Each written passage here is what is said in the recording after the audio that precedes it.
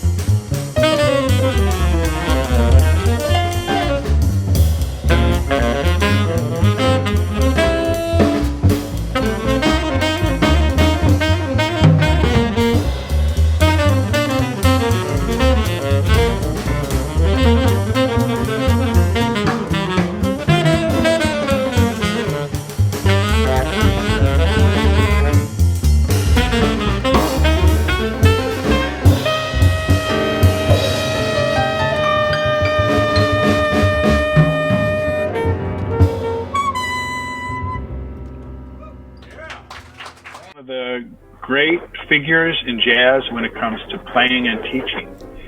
He lived in the suburbs of New York towards the end of his life. He was originally from Chicago. And he was a jazz innovator, both as a player and as a teacher. As a piano player, he's one of the great jazz pianists of all time. He developed his own style of walking bass line playing, among many other things. That's been a great influence on the whole world of jazz piano. Lennie was the first band leader to play free jazz with his group.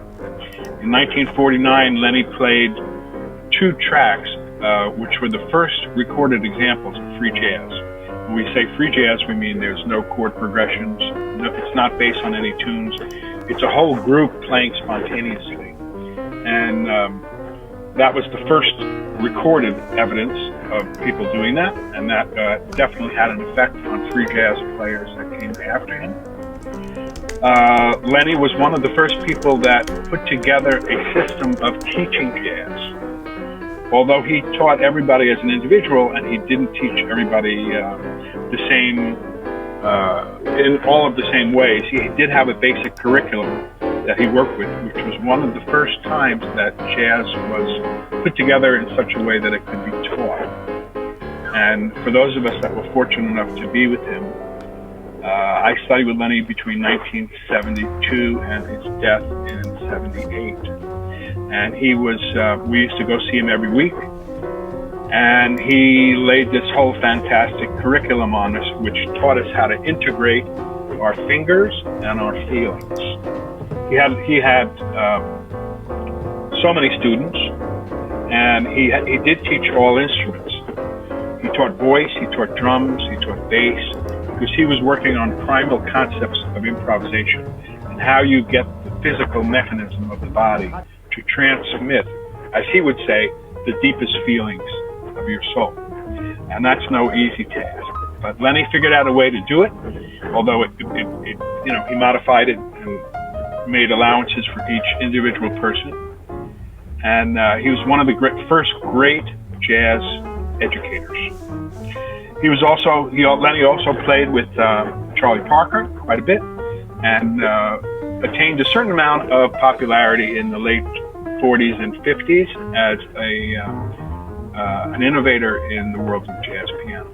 And so for all these reasons, and for all of us who knew him and what a fantastic guy and mentor he was, he's become I think he's more or less universally recognized now as one of the great lineages in jazz. And so we had this symposium, which was one of the first times anything like this had been done. And Dave Liebman was in it, and Lee Konitz was supposed to be there with us, but he was ill at that time, so he didn't make it. Mention is Lennie was really the originator, along with Miles and other people, of the cool school of jazz, which was a big movement after bebop that happened in the late 1940s and 50s. So he took what Charlie Parker did and created a whole new thing out of it. The symposium happened in March of 2019, and it was all at Berklee. And we had 3 beautiful days of workshops and presentations and concerts and discussions all about Lennie Tristano, due to the fact that it was his 100th birthday last year. No, this was the only concert as part of the symposium, and the players were myself on piano, and Jimmy Halpern on sax, Rick McLaughlin on bass, who's a professor at Berklee, and Bob Tomani on drums, who's another professor at Berklee. Jimmy and I actually grew up together as kids. Our parents were friends, and Jimmy and I both went to see Lennie together when we were kids, in our teens. We both had lessons with Lennie, and that was a lot of fun. It's always preferable, of course, if you have a working group that has a chance to really prepare, but this is a kind of a normal occasion, and sometimes you get real lucky and everybody clicks for some unknown reason, and that happened here. It was It's really click. Our group was like a clique, you could say, in that particular kind of.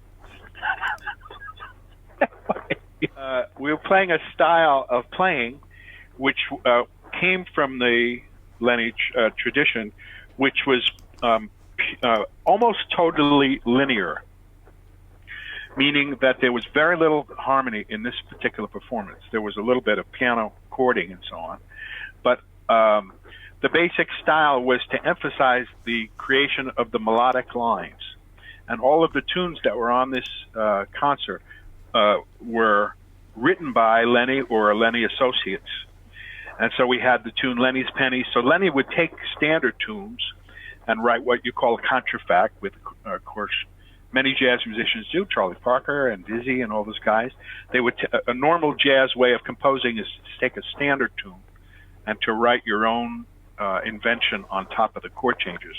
So in this CD, we did Lennie's Pennies, which was based on Pennies in Minor, a tune called Baby, which was based on Melancholy Baby, a tune called All About You, which was based on How About You, a tune called April, which was based on I'll Remember April, a tune called Subconsciously, which was written by Lee Konitz, based on What Is This Thing Called Love, and a combination tune of Iota Go by Sal Mosca, who was a pianist in the Lennie tradition, and Ablution, which was a tune on All the Things You Are, written by Lennie. So basically, we'd start off playing the melody together. And so the melodies that Lennie wrote were, in my view, the greatest contrafacts, due to their complexity, due to the incredible harmonic and melodic and especially rhythmic nuances and figures that he put in these lines. These lines, like you study for your whole life. It's like something from the Talmud or something to me.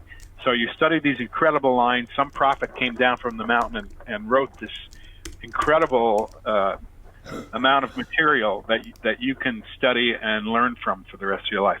So what you'll hear is Jimmy and I playing the melodies, these incredible Lennie melodies based on standards. We'll play it with generally no chord accompaniment. And then either Jimmy and I will take a solo with no chord accompaniment. There's sometimes a little chord accompaniment on the piano solo, but none on the sax solo. And after the bass and drum solo, if there is one, then we played a very interesting style called contrapuntal. Contrapuntal improvisation is where you have more than one soloist at the same time creating solos on top of each other, with each other. So this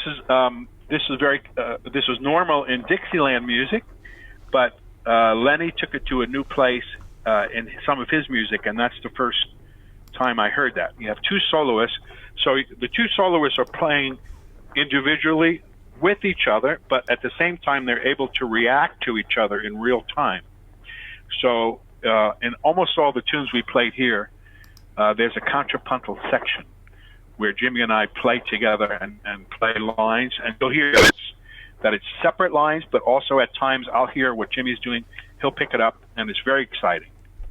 So this, that's the style of playing, which is kind of a Tristano style, where you're emphasizing the linear. And so I think this is a good representation of that basic concept of playing in a group. Okay.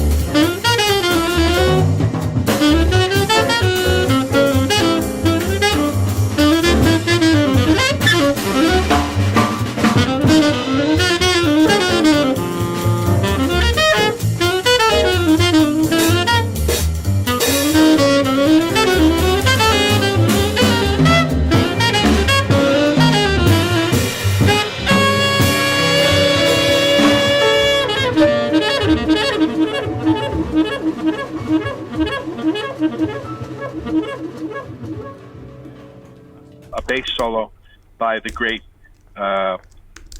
Berklee professor and bass player Rick McLaughlin.